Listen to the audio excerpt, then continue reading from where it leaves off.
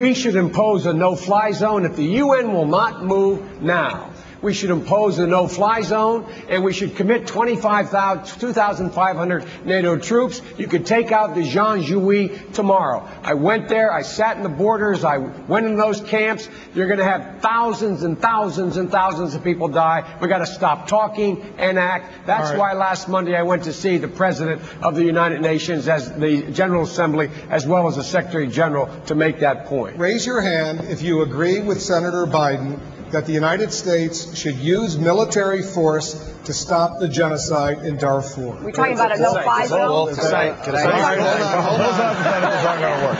Well, I was there, this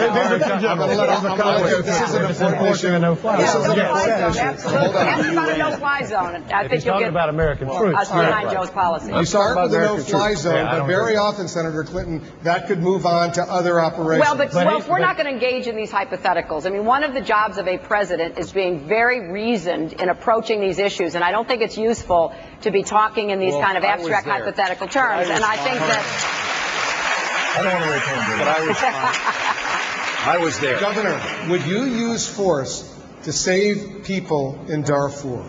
No. What I would do is, and I was there, I got a very fragile ceasefire put together 3 months ago. And we made things a little better. I went with a Darfur coalition. This is what I would do.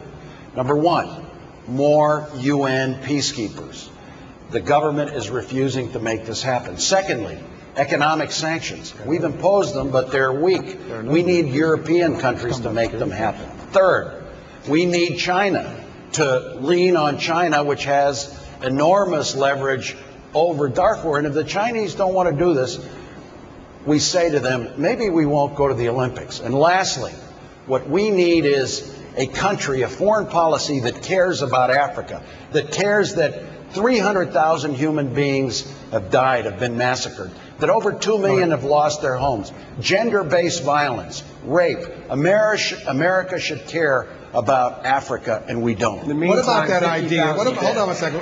What about that idea, Senator Dodd, about possibly boycotting the Beijing Summer Olympic Games if China doesn't use its influence to genocide in Sudan? I think that goes too far. Well, look, this is a major issue. There are ways of dealing with this. We're not only going to elect a president in November of 2008, we're going to elect arguably the most important, if not the most important leader in the world.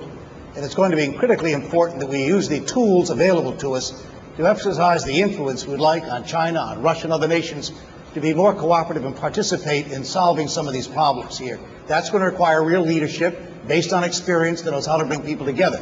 Certainly reminding the Chinese of the importance of this issue, utilizing those tools and available to us. But the idea that you go in and stop the Olympics from happening, I don't think gets you there. I think there's more likely to delay the kind of influence and support China ought to be providing. Senator Edwards? Actually, I disagree with my friend Chris Dodd about that. I think that we should use whatever tools available to us. But I have to say, Senator Biden, Governor Richardson, I applaud their being so vocal and active on this issue. It's enormously important.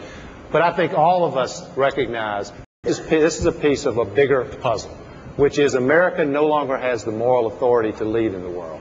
Watching a genocide continue has contributed to that, but it is not the only thing. The spread of HIV/AIDS, I think America ought to actually lead an effort to make primary school education available to 100 million children in the world who desperately need it, including in Africa. And you asked earlier about... We're going to go back to Jennifer, but go ahead, Senator Obama, very quickly.